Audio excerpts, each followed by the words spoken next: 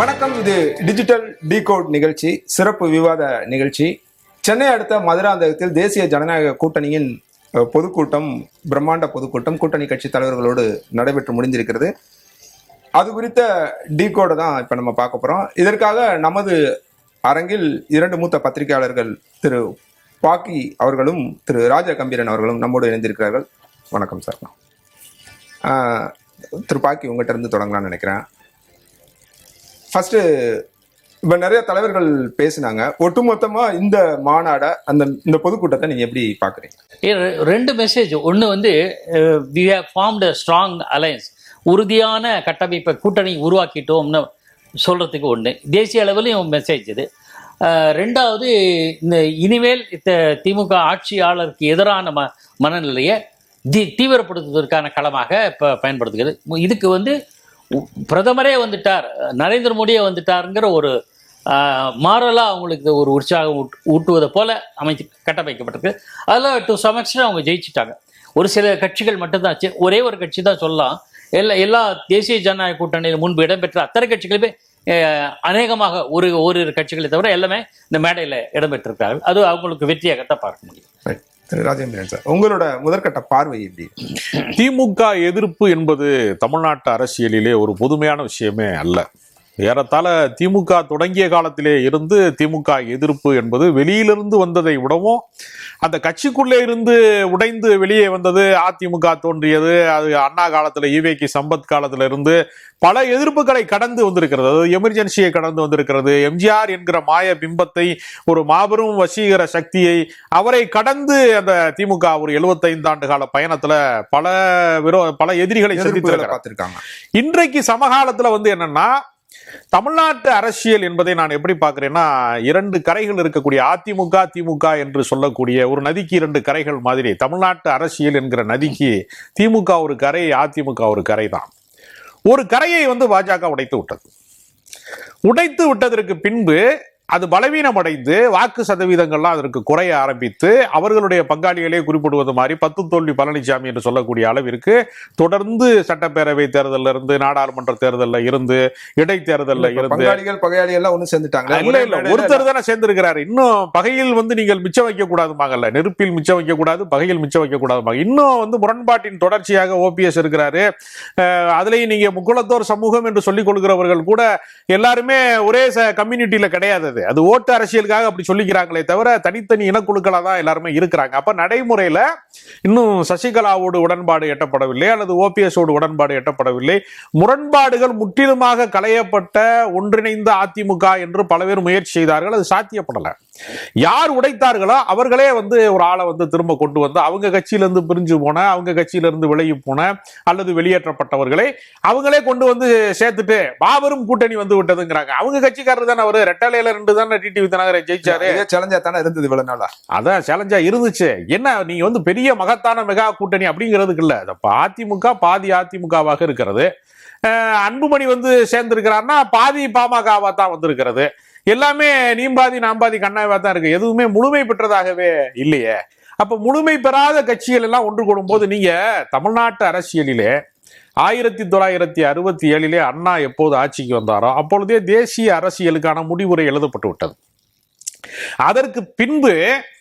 அதற்கு முன்பு ஆண்ட காங்கிரஸ் கட்சியால மீண்டும் எழுச்சி பெறவே முடியல. ஏறத்தாழ 1980 காலகட்டங்கள்ல சமமான தொகுதி அல்ல, கூடுதலாக 2 தொகுதி, 114 தொகுதியை கொடுத்து இந்திரா காந்தி காலத்துல கலைஞர் ஒப்பந்தம் செய்தாங்க. அப்ப கூட அந்த தேர்தல் ஒப்பந்தம் என்பது வெற்றி பெறலையே. அப்ப வந்து நீங்க கூட்டணி ஆட்சி என்பது, தேசிய கட்சியின் தலைமை என்பது, அதெல்லாம் தமிழ்நாட்டில் அந்த பருப்பு வேகவே வேகாது, அந்த கருத்து செல்லுபடி ஆகவே ஆகாது என்கிற நிலைமை தான் இங்க இருக்கிறது. அதனால மோடியை காட்டுறது மூலமாக அதிமுகவுக்கு அது வீழ்ச்சின்னு நான் பாக்குறேன்.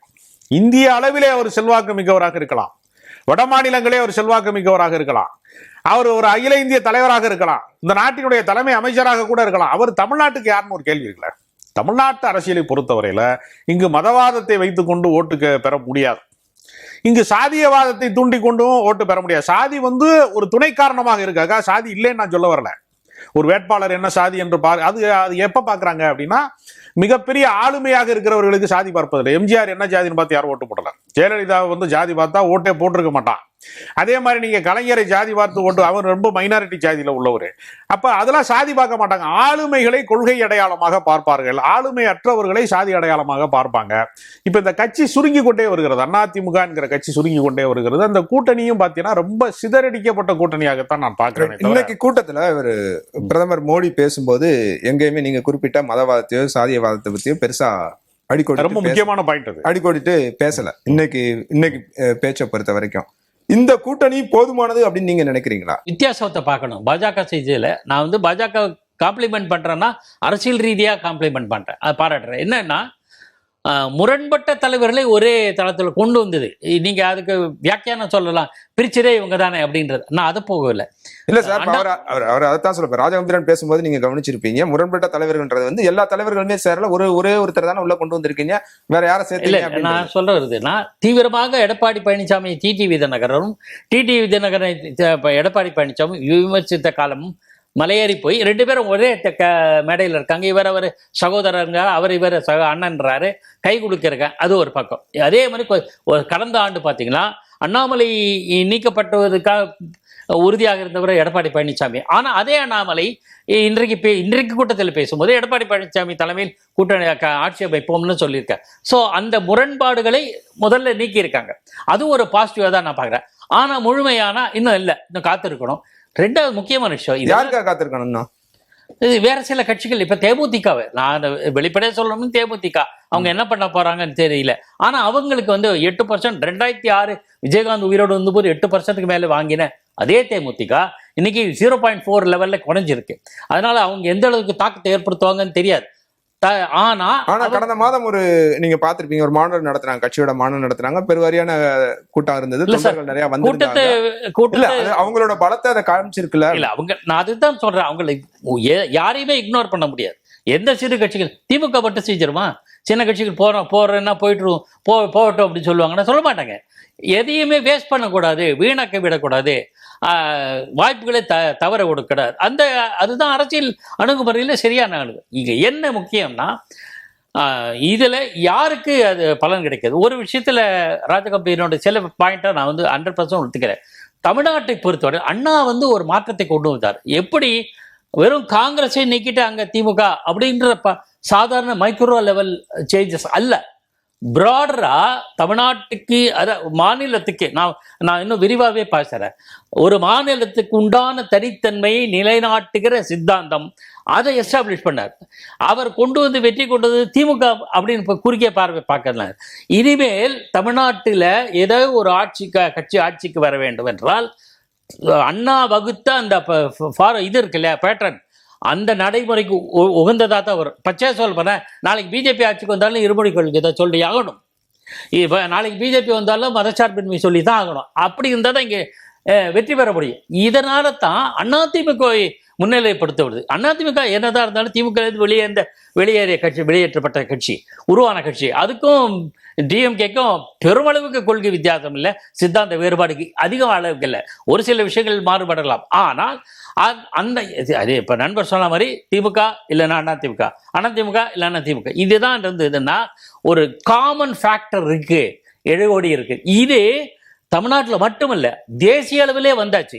பல மாநிலங்களில் ஆந்திரான்னு எடுத்துக்கிட்டீங்களா, ஒன்று தெலுங்கு தேசம் இல்லைன்னா ஒய்எஸ்ஆர் காங்கிரஸ், அப்படிதான் ஒரு சூழல் உருவாங்க சார். இப்ப இவர் சொல்ற பாயிண்ட் என்னன்னா, தமிழகத்துல 67க்கு பிறகு தேசிய கட்சி இங்க யாருமே வேறுன்ற முடியாது, அதுக்கான சூழல் இல்ல அப்படின்னு அவரு சொல்றாரு. திரும்பவும் அதுக்கான சாத்தியம் இருக்கான்னு கேக்குறான். வராது சார், அது வருவதற்கான வாய்ப்பே கிடையாது. அவ பிஜேபியோட முயற்சி என்ன? பிஜேபியோட முயற்சி கால் ஊன்றணும் முயற்சி, எல்லா கட்சியும் முயற்சி தான் செய்யுது. காங்கிரஸ் 2 முறை முயற்சி பண்ணது. 1989 காங்கிரஸ் தனியாக போட்டியிட்டது, அதிமுக 2ஆ உடைந்திருந்தது, திமுக தனியாக போட்டி, 4 முறை போட்டி. அப்போ 13 முறையோ 14 முறையோ எத்தனை முறையும் தெரியல, பல முறை ராஜீவ்காந்திக்கு வந்தார். ஓராண்டு 1988 நானே பல கூட்டங்களை கவர் பண்ணியிருக்கேன், நியூஸ் ரிப்போர்ட்டரா. அப்படி இருந்தும் கூட அவங்களால ஆட்சி அமைக்க முடியல. 26 சீட்டு தான் வாங்குது. அதுல கூட 2வது இடம் அதிமுக, ஜெயலலிதா தலைமையிலான அதிமுக, அதுதான் எதிர்கட்சி தலைவராக. இந்த வாய்ப்பை மூப்பராக இருந்தார், நல்ல ஸ்ட்ராட்டஜியில் வகுக்கக்கூடியவர். ராஜீவ்காந்தி கரிஸ்மாட்டிக் லீடர் இருந்தார். அப்போ ஒரு மாற்றம் மனநிலை இருந்தது, இருந்தாலும் எடுபடலை. இதே மாதிரி பின்னாடி ஒரு காலத்தில் 96 கூட அப்படி ஒரு வாய்ப்பு வந்தது. ஆனால் தேசிய கட்சிகள் இங்கே வரல. இங்கே மட்டும் இல்லை சார், இனி மாநில கட்சிகள் வேரூன்றி இருக்கிற மாநிலங்களில் அந்த நிலைமை தான். ரீஜனல் ஆஸ்பிரேஷன் தான் முன்னிலை, மாநில அளவிலான விருப்பம் மட்டுமே முன்னிலைப்படுத்தப்படும். அந்த விஷயத்தில் இது நான் என்ன சொல்றேன்னா, அதனால தான் கேர்ஃபுல்லாக பிஜேபி என்ன பண்றாங்க, தேசிய ஜனநாயக கூட்டணி பிரதமர் பேசுறதில்ல கூட இல்லை, பொதுவாகவே இது அதிமுகவை முன்னிறுத்தி களமிறங்குவதற்காகத்தான் திட்டமிட்டிருக்காங்க. எடப்பாடியை முன்னிறுத்தி தான். அதனால தான் அதிமுக முன்னிலைப்படுத்தினாதான் இங்க வெற்றி பெற முடியும். நல்ல தலைவர் சார், காமராஜரே ஆட்சியில் இருந்து இழந்த பெருந்தலைவர் காமராஜர், அவராலேயே மறுபடியும் ஆட்சிக்கு வர முடியல. இல்ல, மிகப்பெரிய தலைவர், ஆனா வர முடியல. அப்படின்னா தேசிய பார்வை இருக்குல்ல, அது உள்ள கட்சி இங்க வெற்றி பெறுவதற்கான சாத்தியக்கூறுகள் மிக மிக மிக குறைவு. இல்ல, அதுதான் அவரும் சொல்றாரு. இப்ப நான் என்ன கேட்கிறேன்னா, அண்ணா திராவிட முன்னேற்ற கழகத்தை எடப்பாடியை முன்னிலைப்படுத்தி இவங்க தேர்தலை சந்திக்கிறாங்க அப்படின்னா, இது ஏற்கனவே நிறைய விவாதத்தும் ஆச்சு. கூட்டணி ஆட்சியா இருக்குமா? இன்னைக்கு கூட அவர் அழுத்தம் திருத்தமா என்ன சொல்றாருன்னா, பெரும்பான்மையில நாங்க வெற்றி பெறுவோம் அப்படின்னு சொல்லி திரு எடப்பாடி பேசும்போது சொல்றாரு. இதை எப்படி நம்ம புரிஞ்சுக்கிறது? இல்ல, எடப்பாடியை பலவீனப்படுத்தி விட்டு பாஜக ஆதிக்கம் செலுத்துகிறது, ஆளுமை செலுத்துகிறது என்கிற இடத்திலே இருந்து இந்த அரசியலை அவர்கள் நோக்குவார்கள் என்று சொன்னால், இந்த அரசியலை அவர்கள் கையாள்வார்கள் என்று சொன்னால், நிச்சயமாக அதுவே தோல்விக்கான அடித்தளமாக மாறுங்கிறது என்னுடைய கருத்து. இல்ல, ஒட்டுமொத்தமா இதை எப்படி சார் பாக்குறேன்? இப்ப நீங்க சொல்ற பாயிண்ட்ல இருந்து நானும் வரேன். எடப்பாடி பலவீனப்பட்டிருக்காரு அப்படின்னு சொல்றோமா, இல்ல எடப்பாடியோட சாணக்கியத்தனம் ராஜதந்திரம் அப்படின்னு சொல்லாமா? இந்த பிரிஞ்சு போனவங்களை சேர்த்ததுல இல்ல அவரு சேர்க்கலையே. எம்ஜிஆர் மாளிகையிலே இருந்து கொண்டு அதிமுகவின் தலைமை கழகத்திலே இருந்து கொண்டு கூட்டணி நடந்திருந்தால் அதனுடைய முகம் வேறு.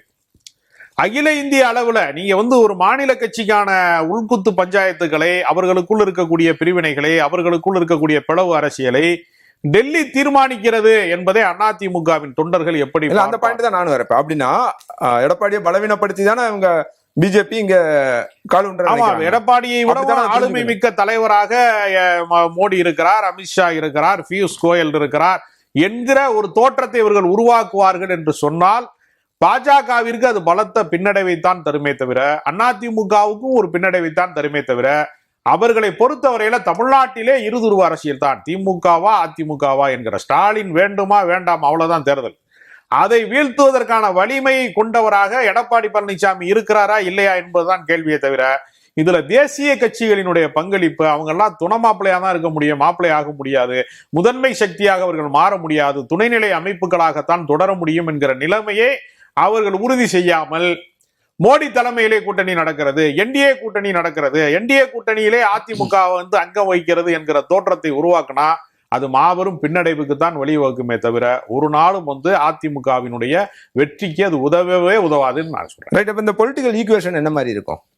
அதாவது அவர்கள் என்ன நினைக்கிறாங்கன்னா, திமுக கூட்டணி உடையும் என்று முதல் கட்டமாக எல்லாருமே எதிர்பார்த்தாங்க. வேங்கை வயல் பிரச்சனையை முன்வைத்து திருமாவளவன் வெளியிலே வந்து விடுவார் என்று நினைத்தார்கள். திருமாவளவன் வெளியில வந்துடலாம், ஆனால் தீண்டாமையை ஒழிப்பதற்கோ சாதிய மறுப்பு கருத்துக்களை பேசுவதற்கோ தமிழ்நாட்டிலே திமுகவை கழித்து விட்டு வேறு இயக்கங்கள் இருக்கிறதா என்று கேட்டால், எல்லா இயக்கங்களுமே சாதியவாதத்தோடு இணக்கமாக இருக்கிற இயக்கங்களாகத்தான் இருக்கிறது. ஒப்பீட்டளவில் பார்க்கிற போது திமுகவே பரவாயில்லை என்கிற நிலைமை தான் இருக்கிறது விசிகாவும். சாம்சங் தொழிலாளர்கள் பிரச்சனை வருகிற போது இடதுசாரிகள், கம்யூனிஸ்ட் கட்சிகள் வெளியேறி விடுவார்கள் என்று பல பேர் நினைத்தார்கள். ஆனால் அது கார்ப்பரேட்டுகளுக்கான சட்டம் என்பது மத்திய அரசாங்கத்தால் இயற்றப்பட்டது. ஒரு மாநில அரசு காவல்துறையை வைத்துக் கொண்டு போராட்டத்தை வேண்டுமானால் ஒடுக்கலாமே தவிர, கார்ப்பரேட்டினுடைய விதிமுறைகளை, சட்ட திட்டங்களை மாற்றக்கூடிய அதிகாரம் ஒரு மாநில முதலமைச்சருக்கு இல்லை என்கிற காரணத்தினால அவர்களும் திமுக கூட்டணியை விட்டு வெளியேறவில்லை. அப்ப அவங்க வேற என்ன எதிர்பார்த்தாங்க? கடைசியா காங்கிரஸ் செய்கிற குழப்பங்களை நம்பினார்கள். அகில இந்திய தலைமை கூப்பிட்டு யாரும் தேவையில்லாம பேசக்கூடாது என்று காங்கிரஸ் கட்சிக்குள்ளே இருக்கக்கூடிய உட்கட்சி குழப்பத்தை விளைவிக்கிறவர்கள், கழகத்தை விளைவிக்கிறவர்களுக்கு வாய்ப்பூட்டு போட்டு விட்டார்கள். அப்ப கூட்டணி உடைவதற்கான சாத்தியம் இல்லாமல் ஒரு வலிமையான கூட்டணியை அவர்கள் நெடுந்தூரம் பயணித்து விட்டார்கள். நீங்க திடீர் கூட்டணியை உருவாக்குறீங்க. நான் இதை எப்படி நான் புரிந்து கொள்ள விரும்புறேன்னா, இந்தியா கூட்டணியில ஒரு முதன்மையான வேட்பாளர் யார், பிரதமர் வேட்பாளர் யார் என்று அடையாளப்படுத்தாமல் அந்த கட்சி தேர்தலை சந்தித்த போது அது பின்னடைவுக்கு காரணமாக அமைந்தது. அதே மாதிரியே இந்த கூட்டணியை ஏறத்தாழ எடப்பாடி அவர்கள் முதலமைச்சர் வேட்பாளர் என்று சொல்லிக் கொண்டாலும் கூட அதிமுகவிலே இருந்து ஒரு முதலமைச்சர் வருவார் என்றும் குழப்பத்தை பாஜக விளைவித்திருக்கிறது. அமித்ஷா பல நாளிதழ்களுக்கு பேட்டி கொடுக்கிற போது இன்னும் அந்த குழப்பம் இருக்குன்னு நினைக்கிறீங்களா? ஒரு முறை சொல்லப்பட்ட வார்த்தை அவர் வாபஸ் பெறல, தாங்கள் அப்படி சொன்னது தவறு, எடப்பாடி மட்டும்தான் முதலமைச்சர் வேட்பாளர், நாங்கள் வந்து அந்த கருத்திலிருந்து பின்வாங்குறோம் அப்படின்னு ஏதாவது அறிக்கை வெளியிட்டு இருக்காங்களா பாஜகவினுடைய தேசிய தலைமையில இருந்து? அப்படி இல்ல. ஆனா இன்னைக்கு கூட்டத்துல அதுல ஒரு கிளாரிட்டி இல்லையா? இப்ப திரு அன்புமணி பேசுறாரு, அவர் பேசும்போது ரொம்ப ஸ்பெசிபிக்கா சொல்றாரு, அடுத்த முதல்வர் ஆக போகும்னா ஓரிரு மாதங்கள்ல முதல்வர் ஆக போகும் திரு எடப்பாடி பழனிசாமி அப்படின்னா அவரோட அறிமுக பேச்சிலே சொல்றாரு. இதுல வலிமை மிக்கவர்கள் என்கிற கணக்கு வருகிற போது இப்பொழுது பாமக 2ஆக இருக்கிறது. இவருக்கு என்ன வாக்கு வலிமை இருக்கிறது? அன்புமணி தான் சொன்னாரு. திரு டிடிவி தினகரன் பேசும்போது அவர் என்ன சொல்றாருன்னா, தமிழகத்துல தேசிய ஜனநாயக கூட்டணிக்கு தலைமை வைக்கிற எடப்பாடி பழனிசாமி அப்படின்னு சொல்றாரு. அப்படின்னு சொல்றாங்களே தவிர இது அது எல்லாமே அது என்னன்னா அவரோட தலைமையில அவர் நடத்தியதே அதிமுக கிடையாது. இல்ல அவரோட தலைமையில அதிமுக நடத்திய கூட்டத்திலே மோடி பங்கேற்றாரா அல்லது பாஜக நடத்திய கூட்டத்திலே எடப்பாடி பங்கேற்றாரான்னு ஒரு கேள்வி இருக்குல்ல. ஏற்கனவே நீங்க வந்து செய்தியாளர் சந்திப்பிலே வந்து அமித்ஷா வருகிற போது செய்தியாளர் சந்திப்புல அவர் தான் பேசுறாரு, இவர் அமைதியாக இருக்கிறார் எடப்பாடி பழனிசாமி. அப்ப இந்த கட்சி வந்து கலைஞர் என்கிற ஒரு மிகப்பெரிய மாபெரும் மறுத்துட்டாரு இருங்க மாபெரும் தலைவரை வீழ்த்தி உருவாக்கப்பட்ட இயக்கம் அதிமுக. அது பின்னால வந்து மிகப்பெரிய அளவுல ஜெயலலிதா செல்வாக்கு செலுத்திய ஒரு இயக்கமாக அது இருந்தது. அப்ப நீங்க இந்த அதிமுகவின் வரலாறு என்பது ஒரு சூப்பர் ஹீரோயிசத்துல இருந்து இருக்கு. அந்த ஹீரோயிசத்திற்கு எந்த வகையிலையுமே சம்பந்தம் இல்லாம முழுக்க முழுக்க அடிமை சாசனம் எழுதி கொடுத்தது போல எடப்பாடி பழனிசாமி நடந்து கொள்கிறார் என்கிற குற்றச்சாட்டிற்கு அவருடைய மறுப்பு என்ன? இன்னைக்கு கூட நீங்க பாத்தீங்கன்னா தமிழ்நாட்டு சூழல்ல கடவுள் நம்பிக்கை உண்டு, வழிபாடுகள் உண்டு, ஆனால் அதை அரசியல் படுத்த முடியாது. மதவாத அரசியல் என்பது தமிழ்நாட்டு மண்ணுக்கு பொருத்தமற்ற ஒன்று. அதே மாதிரி நீங்க பாத்தீங்கன்னா சாதிய உணர்வு இருக்குமே தவிர சாதியத்தை மட்டுமே வைத்துக்கொண்டு ஒரு சாதி கட்சி வந்து தமிழ்நாட்டுக்கு தலைமை வைக்க முடியும் என்று சொன்னால் பாட்டாளி மக்கள் கட்சியெல்லாம் என்னைக்கோ வந்து அன்புமணி ராமதாஸ் முதலமைச்சர் ஆயிருப்பாரு. அப்ப சாதி வந்து ஒரு துணை கூறாக இருக்க முடியுமே தவிர முதன்மை சக்தியாக இங்கு தமிழ்நாட்டு அரசியலிலே மதமோ சாதியோ வர முடியாது. ஆனா இன்னைக்கு நீங்க பாத்தீங்கன்னா திருப்பரங்குன்றத்தை வந்து அயோத்தியாக மாற்றுவோம் என்கிற அந்த கோட்பாட்டின் அடிப்படையில அதை நினைவுபடுத்துவதற்கான ஒரு படத்தை கொடுக்குறாங்க. அப்ப அதிமுக தனித்தன்மையை இழந்து விட்டதா? திருப்பரங்குன்றத்துல அவங்களுக்கு என்று ஒரு தனி நிலைப்பாடை அவங்க எடுக்க தவறிட்டாங்க. அதே மாதிரி எல்லா விஷயத்திலையுமே பாஜகவோடு பணிந்து போவது என்கிற ஒரு இடம் இருக்குல்ல. அவர்கள் வந்து பாஜக அரசாங்கம் கொண்டு வந்த, மத்திய அரசாங்கம் கொண்டு வந்த எல்லா கருப்பு சட்டங்களிலும் கடந்த காலத்துல அவங்கதான் வேளாண்மை திருத்த சட்டத்துல இருந்து குடியுரிமை திருத்த சட்டத்துல இருந்து எல்லா சட்டங்களுக்கும் உடன்பட்டு தானே போனாங்க, எங்குமே முரண்படல் இல்லை. அப்ப முரண்படாமல் இருக்கிற போது உங்களுடைய தனித்தன்மையை நீங்கள் காப்பாற்ற தவறுகிற போது உங்களுடைய லீடர்ஷிப்ங்கிறது ஒரு கேள்விக்குரியதாக மாறுகிறது. அதைத்தான் வந்து பல பேர் வேறு விதமாக கொஸ்டின் பண்ணிட்டே இருக்கிறாங்க.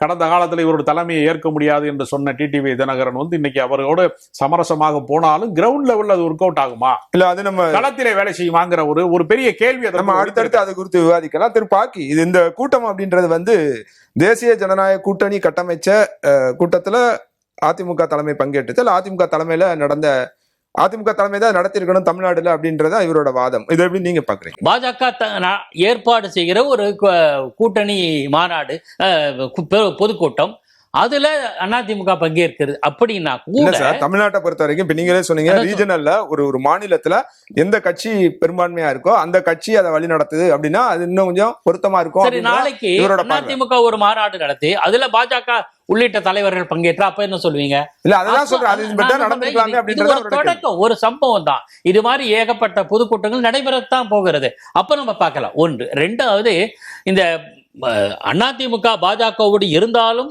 ஒரு விமர்சனம், நீ பாஜகவுக்கு அடிமைன்னு சொல்றது, இல்லை ஏதோ நேரேட்டிவ் செட் பண்றது. அதிமுக ஒரு கட்டத்தில் பாஜகவை தூக்கி எறிந்து விட்டு வெளியே வந்து தனித்து களங்காண்டவர். அப்பவும் இதே தான் சொல்றாங்க.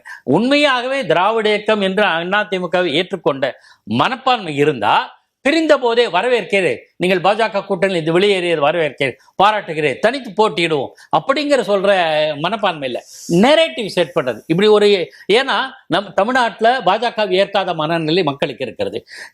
அதிமுகவை ஏற்றுக்கொண்டு விடுவார்களோ என்கிற தயக்கத்துல அதிமுக என்பது பாஜகவோட இருக்குன்னு சொன்னா மக்களுக்கு சைக்கலாஜிக்கலா அதிமுக பாஜகவோட இருக்கா அப்படிங்கிற மனப்பான்மை வந்து பாஜக மீதான வெறுப்பு அதிமுக மீதும் படரும். ஸோ இந்த சைக்கலாஜிக்கல் அப்ரோச் நேரேட்டிவ் செட் பண்றது தான் அணுகுமுறையா இருக்கு. ஆனால் உறுதியாக சொல்றேன், 2020 அப்ரோச் அவங்க எப்படி டிஃபீட் பண்ண போறாங்க, நான் எப்படி டிஃபீட் பண்றாங்கன்றது நான் சொல்லிடுறேன். எடப்பாடி பழனிசாமி 2021 இதே தேசிய பாஜகவோட கூட்டணி வைத்த போது, நான் அப்படியே சொல்றேன், தேசிய ஜனநாயக கூட்டணி கூட சொல்ல, பாஜகவோட கூட்டணி வைத்த போது மத்தியில பாஜக தனிப்பெரும்பான்மை 303 சீட்ல பலமா இருந்தது. அந்த சந்தர்ப்பத்துல அவங்க கேட்டாங்க 60 சீட்டு இல்ல, அவர் பதிலே சொல்லல. 25 சீட்டு கொடுத்தாரு, 20 25 அதோடு சொன்னான். அப்புறம் பாஜக சொல்றவங்க தான் முதலமைச்சர்னு நேரேட்டிவ் செட் பண்ணாங்க பிஜேபி. ஆனால் அதை இக்னோர் செய்து விட்டு முதலமைச்சர் வேட்பாளராக எடப்பாடி தான் அறிவிக்கப்பட்டார். எதிர்பாராத விதமாக அவர் வெற்றி வாய்ப்பு பெற முடியல. அதே மாதிரி இப்போவும் அவர் என்ன பண்ணுவாரு, நீங்க சொல்றதை வச்சுக்கிட்டு இதே டிடிவி தினகரனை ஏற்றுக்கொள்ள வேண்டும் என்ற மனநிலைக்கு எடப்பாடி எப்போது வந்தாரோ அப்போதான் ஏற்றுக்கொள்ளுகிறார். அதே மாதிரி தான் சூழல் பார்த்தீங்கன்னா ஒவ்வொரு அரசியல் நிகழ்வுக்கும் உன்னிப்பாக கவனிச்சிங்கன்னா தெரியும். எந்த கட்டத்திலையும் அவர் காம்ப்ரமைஸ் பண்ணதா தெரியல. அவர் தன்னுடைய பொசிஷனை எஸ்டாப்ளிஷ் பண்ணிக்கிட்டு தான் இருக்காரு. இன்றும் பாரத பிரதமர் பங்கேற்ற அந்த கூட்டத்தில் 3 முறை அதிமுக தலைமையில் கூட்டணி தனித்தே அதிமுக ஆட்சி அமையும் தான் சொல்லியிருக்காரு. ஸோ தே ஆர் தான் ஒரு திராவிட இயக்கம் என்பதிலே உறுதியாகவும் நிலைப்பாட்டோடு தான் இருக்காங்க. இது பிஜேபியோட அலையன்ஸை சொல்லி ஒரு நேரேட்டிவ் செட் பண்ணி மக்கள் மத்தியில் ஒரு சைக்கலாஜிக்கலாக ஒரு எண்ணத்துக்கு உருவாக்கி டிஃபீட் பண்ணுவதற்கான ஒரு உத்தியாக தான் நான் பார்க்குறேன். உண்மையில் பார்த்தா எடப்பாடி பழனிசாமி தலைமையிலான அதிமுக பல சமயங்களில் வெற்றி பெற்றிருக்கு. தன்னோடு முரண்பட்ட டிடிவி தினகரனை ஏற்றுக்கொண்டது, தன்னோடு முரண்பட்ட அண்ணாமலை கட்சியை விட்டு இன்னைக்கு அதாவது கட்சி தலைமையிலேருந்து அகற்றுற அளவுக்கு தன்னுடைய செல்வாக்கு செலுத்து. அதெல்லாம் என்ன ஆளுமை? அதுதான் ஆளுமை. இவர் சொன்ன பிறதான் தலைமை மாதிரி. ஆனால் கடந்த காலங்களில் அப்படி இல்லை. எனக்கு வரலாற்று தரவுகள் நிறைய உண்டு, அது சொல்ல விரும்பல. ஸோ தன்னுடைய மாநில கட்சியினுடைய நிலைப்பாட்டை படிப்படியாக உறுதி செய்து விடுகிறார். ஆனால் நண்பர் சொன்ன மாதிரி ஜெயலலிதா மாதிரி ஆளுமை கிடையாது. எம்ஜிஆர் கூட ஒரு கட்டத்தில் காம்ப்ரமைஸ் பண்ணிப்பார். பட் இருந்தாலும் தன்னை எஸ்டாப்ளிஷ் பண்ணிக்கிட்டாரு. ஒரு ஃபார்முலான கொண்டு வந்தார், எம்ஜிஆர் ஃபார்முலா. ஜெயலலிதா அம்மா நேரடியாக எதிர்க்க ஆரம்பிச்சாங்க. அந்த அளவுக்கு இல்லை. எதிர்காலத்தில் பார்க்கலாம். என்ன இருந்தாலும் அதிமுக தலைமை என்பது தன்னுடைய இருப்பை நிலைநிறுத்திக் கொள்வதாகத்தான் தெரிகிறது. இப்ப அதிமுக கூட்டணியில டிடிவி உள்ள வர்றாரு, என்டிஏ அலையன்ஸ்குள்ள. அவரோட வருகை எந்த அளவுக்கு பலம் பொருந்தியதா இருக்கும்? இவங்களுக்கு எந்த அளவுக்கு அவர் அதிமுக கூட்டணிக்கு போகிறார் என்று சொன்ன உடனேயே அவருடைய கட்சியினுடைய மாவட்ட செயலாளராகவும் துணை பொதுச் செயலாளராக இருக்கக்கூடிய மாணிக்க ராஜாங்கிறவர் தன் ஆதரவாளர்களோடு திமுக இணைகிறார். எதுக்காக இந்த கட்சி அமமுக என்று சொல்லக்கூடிய அரசியல் இயக்கத்தை எதற்காக தொடங்கினார்? நீங்க அண்ணா உருவாக்கிய திமுகவை போல இன்றைய திமுக இல்லை, கலைஞர் தலைமையற்ற திமுக இல்லை என்கிற விமர்சனத்தை முன்வைத்துதான் எம்ஜிஆர் அதிமுக அதுக்குதான் டிடிவி பதில் சொல்லியிருக்காரு. அதே போலதான் அமமுக என்பது அம்மா மக்கள் முன்னேற்ற கழகம்னா ஜெயலலிதா போல ஒரு ஆளுமையான கட்சியாக இதை நடத்துவதற்கு தவறிட்டாரு. தலைமை பண்பு இல்லாதவர். இப்ப தனிநபர் விமர்சனம் தானே அந்த இயக்கம். இல்ல இப்ப அதுதான் அவருக்கு அது விளக்க என்ன சொல்றாரு, அடிப்படையில் நாங்க அம்மாவோட தொண்டர்கள், நாங்க பங்காளிக தான், எங்களுக்குள்ள சண்டை இருக்கு. இன்னைக்கும் அது சொல்றாரு, எங்களுக்குள்ள சண்டை இருக்கு இல்லைன்னு நாங்க சொல்லல, ஆனா அம்மாவின் ஆட்சியை திரும்ப கொண்டு வரதுக்கு நாங்க எல்லாம் சேர்ந்து வேலை பார்ப்போம் அப்படின்னு சொல்றாரு. அதுல என்ன சிக்கலா நீங்க பாக்குறீங்க? ரோகியை வீழ்த்தாமல் ஒரு நாள் விடியாதுன்னு பேசினாரு. பாஜகவுக்கு எதிராக திருப்பரங்குன்றம் பிரச்சனையில கூட எதிர்கருத்தை தான் டிடிவி தினகரன் முன்வைத்தாரு. தொடர்ச்சியாக நீங்க ஒரு 8 ஆண்டு காலம் ஒருவரை எதிர்த்து பேசிட்டு 2 நாள் மாற்றி பேசுவதனால 8 ஆண்டு காலத்தினுடைய அந்த தொடர்ச்சி, வரலாற்று தொடர்ச்சியே இல்லாமல் ஒரே நாள்ல துடைத்து எரிந்து விட முடியும் சொல்றது இருக்குல்ல, அது களத்திலே என்னவா மாறும்ங்கிற கணக்கு தான். இப்ப நீங்க ராமதாசும் திருமாவளவனும் கூட்டணி கண்ட காலகட்டங்கள்ல படையாட்சிகளுக்கும் பட்டியலின மக்களுக்குமான முரண்பாடுகள் கிராமப்புறங்களில பின்தங்கிய பகுதிகளில் ஒர்க் அவுட் ஆச்சா அப்படின்னு ஒரு கேள்வி இருக்குல்ல, அவர்களுக்குள் உடன்பாடாக அது மாறியதான மாறல. திருமாவளவனே அதை பல முறை சொல்றாரு, என் கைகளில் உங்களோடு கை குலுக்கிறேன், ஆனால் என் கைகளிலே உங்களோடு கை குலுக்கிறபோது ரத்தக்கரை படுகிறதுங்கிறாரு. பல வன்முறை சம்பவங்கள் நடந்திருக்குதுங்கிறாரு. அப்ப எப்பவுமே களத்திலே இது வேலை செய்யுமா? தலைவர்கள் ஒன்று கூடுவதனால எந்த அரசியல் மாற்றமும் நிகழும் நான் நம்பல. இல்ல இதுவரைக்கும் அடித்தளத்திலே இருந்து ஒரு மாற்றம் நிகழ. இதுவரைக்கும் அதான சொல்லிட்டு இருந்தாங்க, இவங்க ஒண்ணு சேர்ந்தாங்க அப்படின்னா இப்ப ஒரு முக்குளத்தோர் வாக்குகளை பூரா கன்சாலிடேட் பண்ணிட முடியும், வாக்குகள் பூரா சிதறி இருக்கு, இவங்க ஒண்ணு சேர்ந்து ஒன்றுபட்ட அதிமுகவா இருந்தா அந்த வாக்குகள் எல்லாம் சேர்த்துற முடியும் அப்படின்னு தொடர்ச்சியா ஒரு வாதம் வைக்கப்பட்டது. இது அது இன்னைக்கு அதோட தொடக்கம் தானே. அதாவது அதிமுகவை முக்குளத்தோர்களுக்கான கட்சி என்று தென் மாவட்டங்களிலே அழைப்பது வழக்கம். அதற்கு காரணம் ஒரு நிழல் அரசாங்கத்தை 30 ஆண்டுகளுக்கு மேல் சசிகலா பின்னால் இருந்து இயக்கினார், ஜெயலலிதாவுக்கு ரிமோட் கண்ட்ரோலாக இருந்தார் என்கிற விமர்சனம் இருந்தது. அந்த நம்பகத்தன்மையின் அடிப்படையிலே அவங்களும் அந்த நம்பகத்தன்மையை காப்பாற்றுவதற்காக தேவர் திருமகனாருடைய நினைவிடத்திற்கு போய் நாங்கள் தங்க கவசம் வைக்கிறோம் அப்படின்லாம் அவங்களும் பல அரசியல் ரீதியாக அந்த வாக்கு வங்கியை தன்மையப்படுத்திக் கொள்வதற்கான வேலை திட்டங்களை அவங்களும் செஞ்சாங்கல்ல. அப்ப அந்த சமூகம் அந்த இனக்குழு என்பது 3 சமூகங்களாக இருக்கிறாங்க, 3 இனக்குழுக்களாக இருக்கிறாங்க. அவங்க எல்லாம் ஒரு பிரிவு தான் டிடிவி தினகரன்.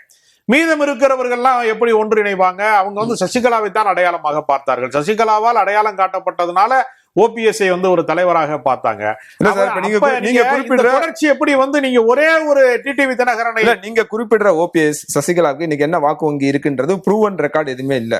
இப்ப கடந்த எலெக்ஷன்ல ராம்நாட்ல அவர் கண்டெஸ்ட் பண்ணாரு, எம்பி எலெக்ஷனுக்கு ஓபிஎஸ் நின்னாரு. அங்க பெருசா அவரால் ப்ரூவ் பண்ண முடியல. வெற்றி தான் பெறவில்லையே தவிர 3 லட்சம் வாக்குகளை பெற்று அதிமுகவை டெபாசிட் இலக்க வைத்திருக்கிறார். 2வது இடத்திற்கு வந்திருக்கிறார். அவருக்கு வாக்கே இல்லைன்னா நீங்க சொல்லல. வாக்கே இல்லன்னு நான் சொல்லல. வாக்கு வங்கி எவ்வளவு சதவீதம் இருக்கு இல்லங்க, அமைப்பு இருந்தா தானே நிரூபிக்க முடியும். அதான் நான் சொல்றேன். 2020 அவருக்கான மைதானத்தை காலி செய்து விட்டு அவர் சாம்பியன் ஆகலைன்னா அவருக்கான கிரவுண்டே நீங்க கொடுக்கலங்கிறது உண்மை.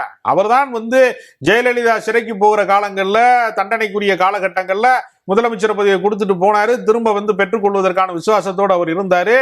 எடப்பாடி பழனிசாமிக்கு முதலமைச்சர் பதவி போச்சு, திருப்பி கிடைக்கல. சசிகலாவே நீங்க கட்சியிலே இல்லைங்கிற அளவு கொண்டு வந்துட்டாரு.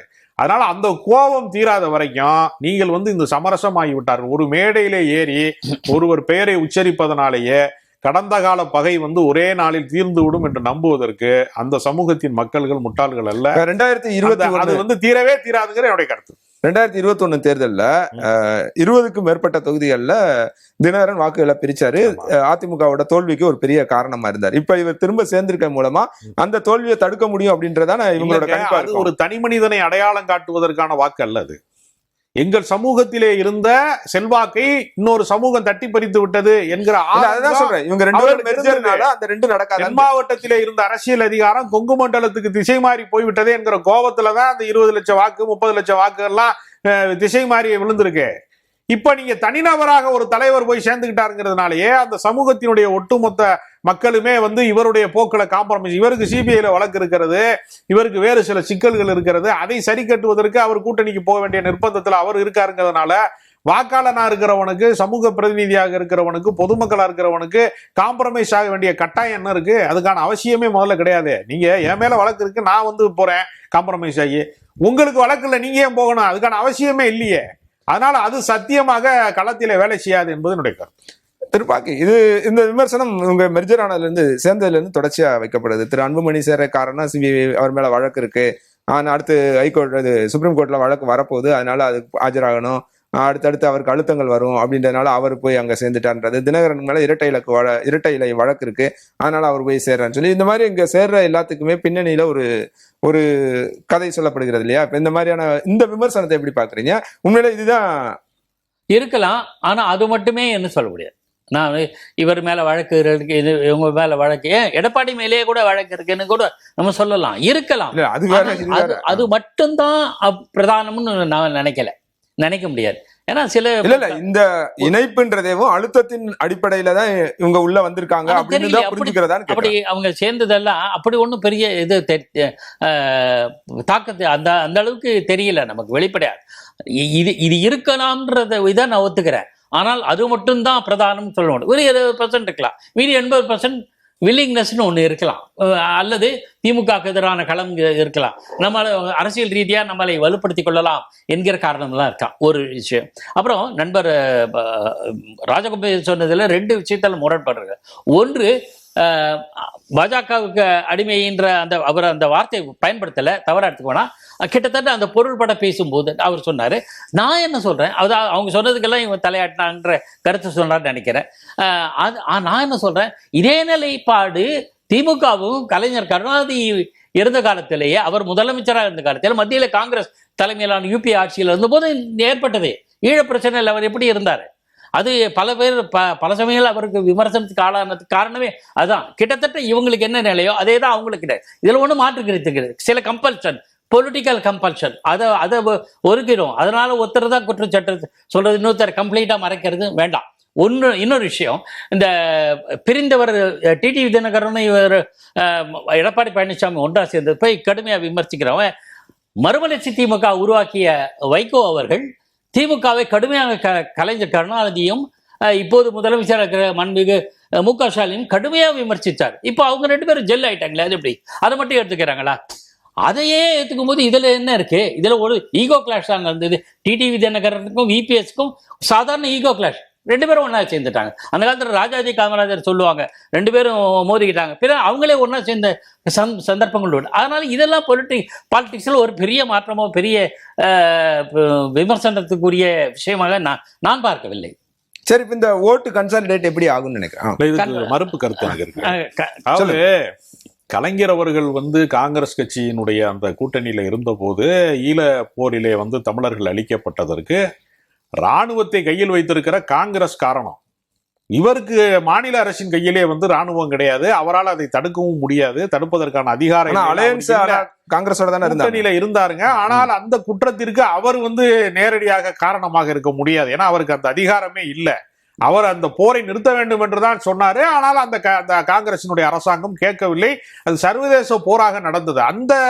அது ஒரு எல்லை மீறிய ஒரு விஷயம். ஒரு ராணுவ நடவடிக்கையை ஒரு மாநில முதலமைச்சர் தடுத்து விட முடியாது என்கிற கல யதார்த்தத்திலிருந்து அதை பார்க்கணும். அவருடைய அதிகார எல்லை எவ்வளவு, ஒரு மத்திய அரசாங்கத்தினுடைய அதிகார இல்லை எவ்வளவுங்கிற வித்தியாசத்திலிருந்து அதை பார்க்க வேண்டும். அதனால இவர் ராஜாஜி பெரியார் குறிப்பிட்டதுனால ராஜாஜி பெரியார் அண்ணா மாதிரி பெரிய தலைவர்களை எல்லாம் கொண்டு டிடிவி தினகரனோட ஒப்பிடுறாரு. இதெல்லாம் வரலாறு மன்னிக்காது, பாக்கி வரலாறு மன்னிக்காது. அவர்களாம் கொள்கை வழிபட்டவர்கள். அவர்கள் அதை தாண்டி சில முரண்பாட்டை ராஜாஜிக்கு ஒரு கோட்பாடு இருந்துச்சு, பெரியாருக்கு ஒரு கோட்பாடு இருந்துச்சு, அண்ணாவுக்கு ஒரு கோட்பாடு, அது வேறு, அது கொள்கை சண்டை. இது கொள்கை சண்டையா? இது அதிகார சண்டை. அதிகார சண்டையும் கொள்கை சண்டையும் கொண்டு போய் நீங்க குழப்பம் பண்றீங்கன்னு எனக்கு தெரியல. இன்னும் நான் இருக்க வேண்டிய இடத்துல நீ இருக்க அப்படிங்கறதான பிரச்சனை. இப்போ டிடிவி தினகரன் தான் கட்சியினுடைய தலைவராக வந்திருக்க வேண்டும்.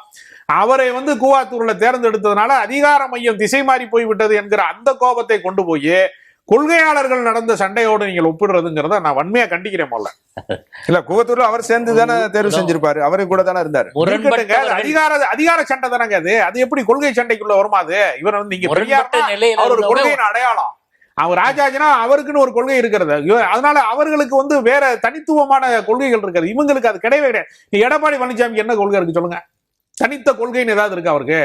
பாஜகவின் எல்லா கொள்கைகளுக்குமே அந்த வில்லுப்பாட்டுல பின்பாட்டு பாடுறது மாதிரி எது நடந்தாலும் சரி. விவசாயிகளுக்கு எதிராக வேளாண்மை திருத்த சட்டம் வருது அப்படின்னா நான் விவசாயின்னு சொல்லிட்டு அவர் ஆதரிக்கிறாரு. எவ்வளவு பஞ்சாப்ல எவ்வளவு பெரிய விவசாயிகள் போராடினார்கள், எவ்வளவு கொடூரமா இருந்துச்சு, அதெல்லாம் எல்லாத்தையுமே அவர் ஆதரிச்சாரு. குடியுரிமை திருத்த சட்டத்தை ஆதரிச்சாரு. எல்லாத்தையுமே கண்ணை மூடிக்கொண்டு ஆதரித்து விட்டு வக்ஃபு வாரிய சட்டம் எல்லாமே முத்தலாக்கு சட்டம் அனைத்தையுமே ஆதரிச்சுட்டு கட்சிக்கு ஒரு தலைவனுக்கான எந்த தனித்தன்மையும் பாதுகாக்க தவறுனதுதான் அவருடைய வீழ்ச்சின்னு நான் பாக்குறேன். அதனால இவர்கள் கொள்கையின் அடையாளங்களே அல்லங்கிறது என்னுடைய கருத்து. ஐக்கிய குஜரால் தேவகவுடா பிரதமராக இருந்தபோது ஜெயின் கமிஷன் ரிப்போர்ட் வந்தது. அப்போது சீதாராம் கேசரி காங்கிரஸ் தலைவர் திமுக மீது குற்றச்சாட்டு சொல்லும்போது நான் விலகுகிறேன்னு சொன்னவர் கலைஞர் கருணாநிதி. அப்போதும் 5 அமைச்சர்கள் திமுகவில் இருந்து மத்திய அரசாங்கத்தில் இடம்பெற்றிருந்தார்கள். ஆனால் ஈழ பிரச்சனையில அது மாதிரி சொன்னாரா? ராஜீவ்காந்தி கொலைக்கு சம்பந்தமே இல்லாம திமுக கொலைப்படியை சுமந்தது. பல முறை ஆட்சி அதிகாரம் கலைக்கப்பட்டது. ஈழத்தமிழர் பிரச்சனைக்காக திமுக கொடுத்த விலை யாருமே கொடுக்கலங்க, எந்த கட்சியும் கொடுக்கலங்க. அவர் எல்லா முறையும் பதவி இழக்கணும் தான் சொல்றாங்களே தவிர அவர் பதவியில இருந்து கொண்டு ஃபைட் பண்ணிட்டு தான் இருந்தார், எதிர்கருத்தை சொல்லிட்டு தான் இருந்தார். அதை கேட்பதற்கு யாரும் இல்லை. அதுக்கு என்ன செய்வார் அவரு? அவருக்கு அந்த அதிகாரம் இல்லை. அவர் என்ன ராணுவத்தினுடைய முப்படையினுடைய தளபதியாக இருந்தார் அவரு போர் நடக்கும் போது? இது எப்படி அந்த குற்றச்சாட்டு? அதாவது கச்சத்தீவே அன்றைய மத்திய அரசாங்கம் தாரை வார்க்குது இந்திரா காந்தி காலத்துல. அந்த பணியை கொண்டு சட்டசபையில தீர்மானம் போட்ட கருணாநிதி மேலேயே அந்த பணி சொல்ல சுமத்துறாங்களே இல்லையா?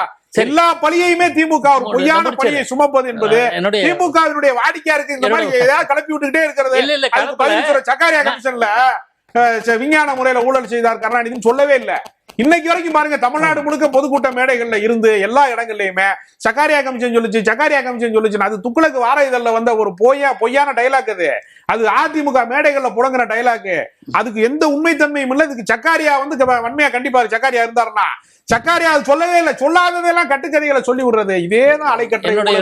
எல்லாத்திலையுமே திமுக மீது பழி சுமத்துவதன் மூலமாக ஆட்சி அதிகாரத்தை கைப்பற்றுவது. இந்த உத்தியை கோயபல்ஸ் பிரச்சாரத்தை பல பேர் பயன்படுத்தி இருக்கிறாங்க, இப்பயும் பயன்படுத்த பாக்குறாங்க. இல்ல நான் சொல்றது லாஜிக்கலா புரிஞ்சுக்கணும். நான் எனக்கு திமுக எதிரி அதிமுக அப்படியெல்லாம் கிடையாது. நான் பேசுறது நியூட்ரலா கரெக்டா பேசுறேன். என்னன்னா நீங்க அதாவது ஒரு ஜெயின் கமிஷன்ல உங்கள் மீது அபாண்டமான புகார் வந்ததுக்கே விலகிறேன்னு சொன்னீங்க.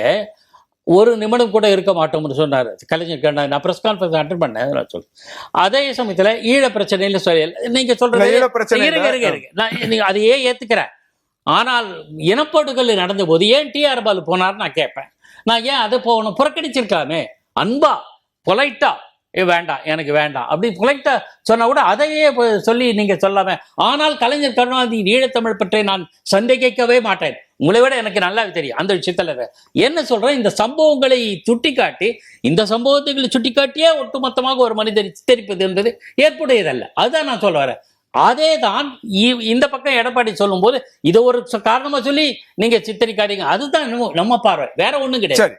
இப்ப இன்று மோடி இன்னொரு விஷயம் நான் சொல்ல வந்தது, மதிமுக வைகோ எந்த அளவுக்கு பேசினார் கலைஞர் கருணாநிதி பற்றி, மு.க. ஸ்டாலின் இப்போது அவர் எங்க ஜெல்லானாரு. வைகோ நெடுங்காலமாக அவர் எதிர்த்து பேசிட்டு அரசியல்ல தோல்வி அடைந்து அதிகார மையத்திற்கு நெருங்க முடியாத இடத்துக்கு வந்து வீழ்ச்சியுற்று திமுகவுக்குள்ள திரும்பி வர்றாரு. அந்த நெடுந்தூர பயணத்துக்கு அதேதான் இன்னும் நம்பிக்கை இருக்குங்க. அவர் கட்சியை கைப்பற்றணுங்கிறது தான் அவர் இன்னும் முடிவுல தான் இருக்கிறாரு. தேர்தல் ஒருவேளை தோற்று போனால், அதிமுக கூட்டணி தோற்று போனால் தலைமையிலே வந்து உட்கட்சி கழகம் வரும், அந்த கழகத்திலே கட்சியை கைப்பற்றலாம்ங்கிறது தான் காத்துட்டு இருக்காங்க. அதெல்லாம் வந்து முடிஞ்சு போன யுத்தம் நான் சொல்லவே மாட்டேன். ஒரு நாள் காத்து இருக்கிறார்கள், உங்களோட தருணத்தில இருந்து காத்து இருக்கிறாங்க. உங்களுக்கு தெரியும், இப்ப அரசியல்ல இது மாதிரி எதிரெதிர் துருவங்களா இருக்கவங்க ஒரு புள்ளியில எதிர்க்கணும் அப்படின்னா, இப்ப திமுக எதிர்ப்பு அப்படின்ற ஒரு புள்ளியில ஒண்ணு சேரன்றது இயல்பு தானே. இதுல ஒன்னும் என்ன முரணா நீங்க பாக்குறீங்க? திமுகவை எதிர்ப்பதற்கான வலிமை பெறாதவர்கள், உதிரிகளாக இருக்கிறவர்கள், சிதறடிக்கப்பட்ட வாக்கு வங்கி வைத்திருக்கிறவர்கள், நீங்கள் வந்து வலிமை இல்லாமல் நீங்க சந்திக்கிறீங்க. இதுக்கு முன்னாடி உள்ள நான் வந்து என்ன, இன்று போய் நாளை வான்னு இந்த இலக்கியத்துல சொன்னது இருக்கு இல்லையா, நீ பலவீனமா இருக்க போயிட்டு நாளைக்கு வாப்பா அப்படின்னு சொல்ற மாதிரி அதிமுக இன்று போய் நாளை வா என்று சொல்லக்கூடிய அளவுக்கு பலவீனமாக இருக்கிறது. இந்த தேர்தலை சந்தித்து அவர்களால் வெற்றி பெறவே முடியாது. அவர்கள் மோடியை காட்டி, அமித்ஷாவை காட்டி, பியூஷ் கோயலை காட்டி, டிடிவி தினகரனை காட்டி, ஏசி சண்முகத்தை காட்டிலாம் அவங்க ஜெயிக்கவே முடியாது. அவர்களுக்கு அந்த வலிமை இல்லை, அவர்கள் வலிமை குறைந்திருக்கிறார்கள். ஒரு திமுக வலிமை இல்லை என்பதை உணர்ந்துதான் இப்படி ஒரு கூட்டம், அதனாலதான் இந்த கதம்ப மாலையை கட்டுறாங்களே தவிர அவர்களுக்கு தனித்து வந்து நாங்கள் எங்கள் தலைமையிலே கூட்டணி என்று சொல்வதற்கான அந்த ஆளுமை அவர்களிடத்திலே இல்லையே. அவர்கள் மேல நான் அனுதாபத்துல தான் பேசுறேன். அவர்களால் வெற்றி பெற முடியாத இடத்திலே நின்று கொண்டு அவர்கள் திமுக எதிர்ப்பை பேச, ஏன் வெற்றி பெற முடியாது, எப்படி எந்த உறுதியா இவ்வளவு அது தமிழ்நாட்டினுடைய அரசியலை பொறுத்தவரையில ஒரு லீடர்ஷிப் குவாலிட்டின்னு ஒண்ணு இருக்கு. நீங்க வந்து தனித்த ஆளுமையாக நீங்கள் எடப்பாடி பழனிசாமியை பார்க்கவில்லை தமிழ்நாட்டு மக்கள். சார், அவருடைய ஆட்சியை நீங்க ஒப்பீட்டு அளவுல எடப்பாடியினுடைய ஆட்சியை விட ஒப்பீட்டளவுல ஸ்டாலின் ஆட்சி சிறந்தது என்று பொதுமக்கள் நம்புகிறார். மறைந்த முதலமைச்சர் பல ஜெயலலிதா மறைவுக்கு பிறகு திரு எடப்பாடி பழனிசாமி ஆட்சி எடுக்கிறாரு, முதலமைச்சரா மாறாரு. அப்ப இதே விமர்சனம் வைக்கப்பட்டது. அப்ப என்ன சொன்னாங்கன்னா, இவரால் 5 வருஷத்தை வந்து மிச்சம் இருக்க 5 வருஷம் இவரால் ரன் பண்ணவே முடியாது அப்படின்னு ஒரு விமர்சனம் நடத்தினாரு. தனித்து அவர் தனித்தன்மையோட நடத்தப்படல. பாஜக தயவுல இருந்தாரோ தனியா நடத்தினாரோ, அவர்கிட்ட ஒரு ஆளுமை இருக்கு அப்படின்றதுனாலதான் அந்த 5 வருஷம் தூத்துக்குடி துப்பாக்கி நடந்த போது என்ன ஆளுமையை காட்டினாரு, டிவியில பார்த்தேங்கிறாரு. அது உண்மையாது, தலைமைச் செயலாளருடைய உத்தரவுல தான் அது நடந்துச்சு. அப்பட்டமான பொய்யா இல்லையா அது? அவருக்கு தெரியாம எதுவுமே நடக்காதுங்க. வேதாந்தா நிறுவனத்துக்காக ஒரு பொதுமக்களை போராடுகிற பொதுமக்களை சுட்டு காக்கா குறி மாதிரி சுட்டு இன்னொரு ஜாலியன் வாலாபாக்கை நடத்துகிறதற்கு இவர் ஆட்சியில நடக்குது, நான் டிவியில பார்த்து தெரிஞ்சுக்கிட்டேன்னு சொல்லக்கூடிய அளவிற்கு அவர் பலவீனமான முதலமைச்சரா இருக்காரு.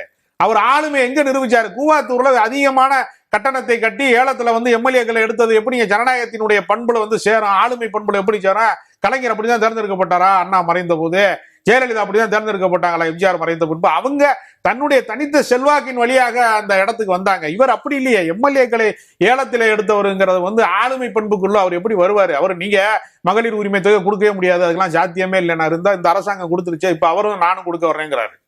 பல இடங்கள்ல அவருக்கு தோல்வி இருக்கிறது. அவர் அந்த தோல்வியை இட்டுக்கட்டி இது அதாவது கிழிஞ்ச துணியை தைக்கிறதே வேலையா இருக்கு, புது துணியாவே அது மாறலைங்கிறத அதிமுகவுடைய நிலைமையை நான் சொல்ல வர்றேன்.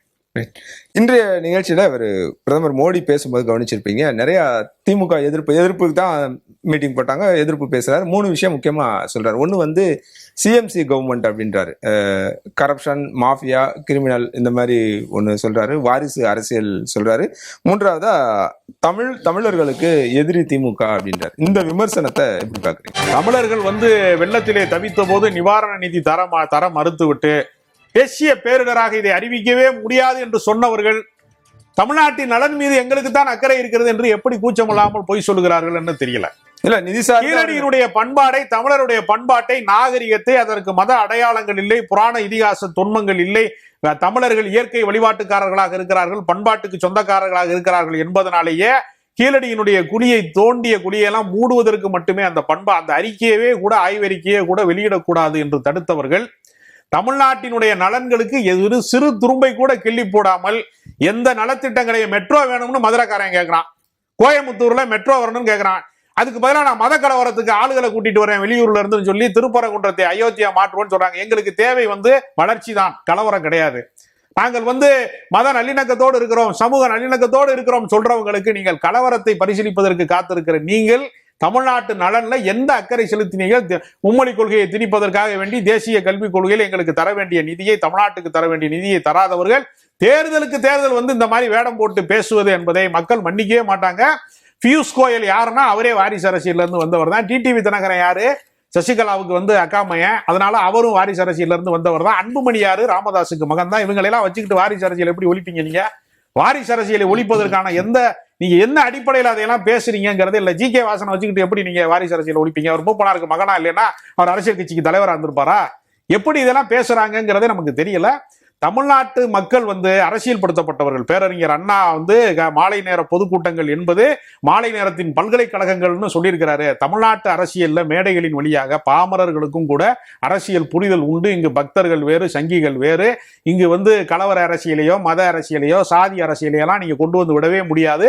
தமிழர்கள் விழிப்புணர்வோடு இருக்கிறார்கள். அவர்களுக்கு செய்ய வேண்டிய நலத்திட்டங்களை செய்யாமல் 11 ஆண்டு காலமாக ஆட்சி அதிகாரத்தில் இருக்கக்கூடிய ஒன்றிய அரசாங்கத்தில் இருக்கக்கூடிய நீங்கள் எங்களை ஏமாற்றி விட்டு தமிழின் பேரால நான் எங்களுக்கு தர வேண்டிய நிதியை தராம இருந்துட்டு தமிழர்களை நீங்கள் ஏமாற்றி விட்டு தமிழ்நாட்டுக்கு நல்லது செய்வதாக நீங்கள் நயவஞ்சக நாடகம் ஆடினால் தமிழ்நாட்டு மக்கள் உங்களை ஏற்கவே மாட்டார்கள். தோல்வியைத்தான் பரிசாக தருவார். இப்ப பிரதமர் நிறைய விமர்சனங்கள் வச்சார். நான் சொன்னேன் இல்லையா, 3 குறிப்பிட்டேன். அந்த விமர்சனத்தை நீங்க எப்படி பாக்குறீங்க? இப்ப இவர் சொல்றாரு அந்த மாதிரி இவர் தமிழர்களுக்கு எதிரி, தமிழுக்கு எதிரி அப்படின்னு சொல்லி திமுக அவர் விமர்சனம் பண்றாரு. அந்த மாதிரியான எதுவுமே கிடையாதுன்றதா இவரோட வாதம். நீங்க எப்படி அதை பாக்குறீங்க? தமிழர்களுக்கு எதிரி, தமிழுக்கு எதிரி என்று ஏத்துக்க மாட்டேன். திராவிட முன்னேற்ற கழகத்திற்கு தமிழ் பற்று உண்டு. ஆனா தமிழ் வளர்ச்சிக்கு எந்த கட்சியுமே போதிய அளவு கவனம் செலுத்தல என்றது என்னோட பார்வை. திமுகவை தவிர இருங்க, அவசரப்படாதீங்க. நான் எல்லா திமுக உள்பட உள்பட எப்படின்னா பெற்றுக் கொடுத்தது யாரு? பாஜக பெற்றுக் கொடுத்தா, காங்கிரஸ் பெற்றுக் கொடுத்தா? குறுக்கிட்ட நீங்க குறுக்கிடல தம்பி, நான் ஒரு கட்டத்தில் குறுக்கிடல. நான் என் கருத்துல நான் உறுதியானவன், அதன் நம்பிக்கையோடவன். என்ன சொல்ல வரேன்னா, தமிழ் மீது இதுவரையில் மத்திய அரசாங்கம் எந்த அளவுக்கு இந்த அளவுக்கு அக்கறை காட்டியதா தெரியல. வடமொழியை விட தமிழ் மூத்ததுன்னு சொன்ன வடநாட்டு தலைவர், அவர் வடநாட்டை சேர்ந்த தலைவர் மட்டுமல்ல, பேசினது கேந்திரிய வித்யாலயா டெல்லியில இருந்த ஹிந்தி பேசுகிற மாணவர்கள் மத்தியில் பேசியிருக்கார். பல சந்தர்ப்பங்கள் நரேந்திர மோடி அவர்கள் தான். அதுக்கெல்லாம் தரவுகள்லாம் இருக்கு. நாம விளையாட்ட சொல்லல, விளையாட்டாவது இது சொல்ல. எனக்கு சார்பெல்லாம் கிடையாது, இருக்கிறத அப்படியே சொல்றேன். நான் என்ன சொல்றேன்ல, தமிழ் மொழி திமுகவுக்கு தமிழ் மொழி பற்றி இல்லைன்னு சொல்ல முடியாதுன்னு சொல்றேன் இல்லையா? அது வாரிசு அரசியலை பொறுத்தவரை எந்த கட்சிக்கும் அதை பத்தி பேசுவதற்கு அருகதை கிடையாது. வாரிசு அரசியலை ஏத்துக்கிட்டோம் சார். நம்ம தெற்காசிய நாடுகள்ல வாரிசு அரசியல் இயல்பாக வந்து விட்டது, குடும்ப அரசியல். அதை நம்ம விமர்சிக்க கூடாது. எல்லா தலைவர்களையும் எல்லா நாட்டிலும் மேகவதி சுகர்ணோ புத்திரி யாரு? சுகர்ணோடைய பொண்ணு. அப்படித்தான் எல்லா மாநிலங்களும் தெற்காசிய நாடுகள்ல பரவலா இருக்கு. இன்றைய கூட்டத்துல பார்த்தோம்னா பெரும்பாலானவங்க இவங்க எல்லாமே உங்களோட குறி அல்லது டார்கெட் எப்படி இருந்ததுன்னா உதயநிதியை டார்கெட் பண்ணி தான் இருந்தாங்க. திமுக உதயநிதியை வாரிசு அரசியல் திமுக பத்தி சொல்றதே இல்ல. உதயநிதி அவரோட பையனை முதல்வர் ஆக்குறதுக்கு தான் திமுக ஆட்சி நடத்துது, மக்கள் மேல அக்கறை இல்ல அப்படின்றது அவங்க விமர்சனமா இருந்தது. அது அவங்க அரசியல் பண்றாங்க. நான் அரசியல் பண்ண முடியாது, நான் அரசியல்வாதி இல்ல. நான் அதை ஒரு இஷ்யூ ஆக்க மாட்டேன். நாளைக்கு உதயநிதி முதலமைச்சர் ஆகிட்டு சிறந்த ஆட்சியை கொடுத்தா வரவேற்போம், மோசமான ஆட்சியை கொடுத்தா திமுகவே விமர்சிக்கும். அதெல்லாம் நாம அந்த டிபேட்டுக்கு வரல. நான் என்னோட பார்வை வாரிசு அரசியல் ஒரு இஷ்யூ கிடையாது, அதை சொல்றேன். ஊழல் எல்லா கட்சிகளும் உண்டு, உறுதியா சொல்ற.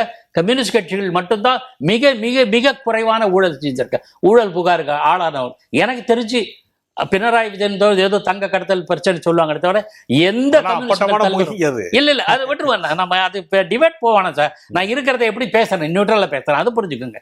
ஆக ஊழல் ஒரு இஷ்யூவா நான் சொல்ல மாட்டேன், எல்லா கட்சிகளும் இருக்கிறது. ஆக இது ரெண்டு விட்டுருவோம். கிரிமினல் கிரைம்னு சொல்றாங்க. அதாவது தமிழ்நாட்டில் கிரைம் குற்றச்சம்பவங்கள் நடைபெறுவது நாளுக்கு நாள் அதிகரித்து வருகிறது.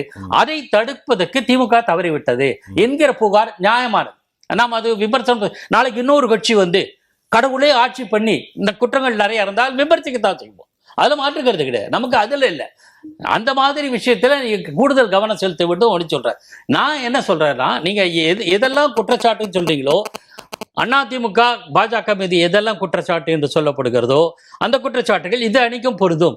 இந்த அணி மீது சொல்லப்படுகிற குற்றச்சாட்டு அந்த அணிக்கும் பொருந்தும். இதுல எனக்கு மாற்று கருத்து இல்லை. ஆனா இப்ப என்னன்னா, இந்த நேரேட்டிவ் செட் பண்ற அணுகுமுறை அது பாஜகவுக்கும் உண்டு, அதிமுக அந்த அளவுக்கு இல்லை. ஆக நரேட்டிவ் செட் பண்றதுல ஒரு மோசமான அணுகுமுறை இன்றைய அரசியல்ல இருக்கு. நான் அதுதான் பார்க்கிறேன். அதெல்லாம் தவிர்த்துட்டு இயல்பா என்னென்ன பேசுறோமோ பேசிட்டீங்களா, மக்களுக்கு வந்து சார் நான் என்ன சொல்றேன் சார், சித்தாந்தம் கூட வேற.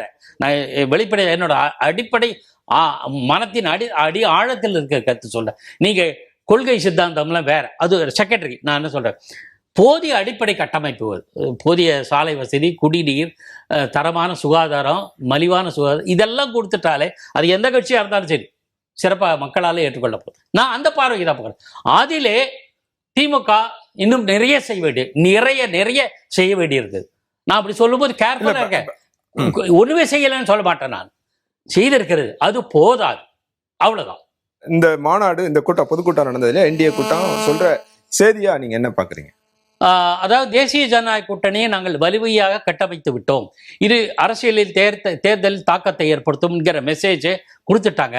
இது ஒரு நிர்பந்தம் திமுக கூட்டணிக்கு. நான் வந்து அதிகாரப்பூர்வமா நம்ம பார்வையெல்லாம் எல்லாமே நியூட்ரலா தான் பார்ப்பேன். நான் திமுகவில் காங்கிரஸுக்கும் திமுகவுக்கும் உண்டான இந்த இது இருக்குல்ல, சர்ச்சைகள்னு சொல்லப்படுகிறதுல, இப்போ தாவேக்காப்புக்கு போகுமா இல்லையா, அது மேலிடம் யாரும் இதை பத்தி பேச வேணாம்னு சொல்லிட்டாங்க.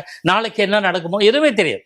ஏனென்றால் இந்த தேசிய ஜனநாயக கூட்டணி நாங்கள் கட்டமைத்து விட்டோம் பாருங்கள், பிரதமரே வந்து விட்டார் பாருங்கள் என்று ஒரு மெசேஜை திமுக அன்னைக்கு சொல்லிருக்காங்க. ஒன்று, தமிழ்நாட்டிலே திமுக அண்ணா திமுக, பாஜக உள்ளிட்ட கட்சிகள் ஒரு அவங்களுக்கு ஒரு தெம்பு வருது, அதெல்லாம் மறுக்க மாட்டேன், அதெல்லாம் இல்லைன்னு சொல்ல மாட்டேன். அது ஒரு தெம்பு வருது. மத்திய அரசு இந்த தெம்பு தொண்டர்கள் வர கடத்தப்பட்டிருக்கா? கண்டிப்பா சார். அதுல வந்து நம்ம உடனே ஆரம்பத்தில் இருக்கு சார், தலைவர்கள் விஷயத்துல சார் திமுகவே பாஜகவோட கூட்டணி வச்சத அந்த முதல் நாள் வந்து அப்படி இருந்தாங்க தொண்டர்கள். படிப்படியாக காலப்போக்கில் அவங்களே ஏற்றுக்கிட்டாங்கல்ல. 99 வாஜ்பாய் மீண்டும் ஆட்சிக்கு வந்ததுக்கு திமுக ஒரு மிக முக்கிய பங்கு இல்லை. அது கணிசமான பாஜக எம்பிக்கள் கூட தமிழ்நாட்டில் இருந்தார்கள், அமைச்சர்கள் கூட ஆனார்கள். நான் என்ன சொல்றேன்னா, இதெல்லாம் தலைவர்கள் முடிவெடுத்தால் உடனடியாக தொண்டர்கள் மாறுவார்கள் என்று சொல்ல முடியாது, ஆனால் மாறவே மாட்டார்கள் என்று சொல்ல முடியும். ஆக இப்போது தொண்டர்கள் மத்தியில் ஒரு உற்சாகம் வந்திருப்பதாக தான் நான் கருதுகிறேன். இந்த கூட்டம் இன்று நடந்த கூட்டம் ஓரளவு தாக்கத்தை ஏற்படுத்தும் என்பதில் எனக்கு உங்களோட பார்வை என்ன சார்? திமுகவை வீழ்த்த வேண்டும் என்பதுதான் புதிதாக கட்சி ஆரம்பித்த தாவேக்காலிருந்து, நாம் தமிழர் கட்சியிலிருந்து, பாரதிய ஜனதா கட்சியிலிருந்து, ஏற்கனவே திமுகவை வீழ்த்துவதற்காகவே தொடங்கப்பட்ட அதிமுகவிலிருந்து எல்லாருக்குமே ஒரே இலக்கு தான் இருக்கு. ஆனா இவர்களாம் ஒரு குடையின் கீழ் ஒன்றிணையக்கூடியவர்களா என்றால் நிச்சயமாக இல்லை. எல்லாருமே வந்து தனித்தனியா ஃபைட் பண்றாங்க. இப்ப அதனால வலிமை குறைந்தவர்கள் அனைவரும் தனித்தனியாக திமுகவை எதிர்க்கிற காரணத்தினால திமுகவை இந்த தேர்தலில் யாராலும் வீழ்த்த முடியாது. விஜய் அவர்களால் சட்டமன்ற உறுப்பினராக வெல்ல முடியுமா என்று கூட எனக்கு சந்தேகமாகத்தான் இருக்கிறது. எப்படி கமலஹாசன் உலகநாயகன் 50-60 வருடங்களாக கலைத்துறையில பல வித்தியாசமான வேடங்களிலே நடித்தவர், களத்திலே அவர் வந்து வெற்றி பெற முடியல. அவர் படத்துக்கு டிக்கெட் வாங்குறதுக்காக கியூல நின்ற ஒரு ஆளா இருந்திருக்க கூடும் வானதி சீனிவாசன் உட்பட. அவர் வெற்றி பெற்று விட்டார், இவர் வெற்றி பெற முடியல. அதனால களத்திலே வெற்றி பெறுவது சாதாரண விஷயம். கமலஹாசன் விஜய் ஒப்பிடுறதுன்னா, கமலஹாசன் சினிமாவில இருந்து அரசியலுக்கு வந்த அந்த காலமும் விஜய் இப்ப வர்றதும் வேற வேற இல்லையா? சினிமாவில் நான் பணியாற்றியவன், சினிமாவோடு நான் பயணித்தவன், எனக்கு தெரியும் கல யதார்த்தம் என்பது அப்படி கிடையாது. அதனால தமிழ்நாட்டு அரசியல் மீண்டும் இருதுருவ அரசியல் நோக்கித்தான் போகிறது.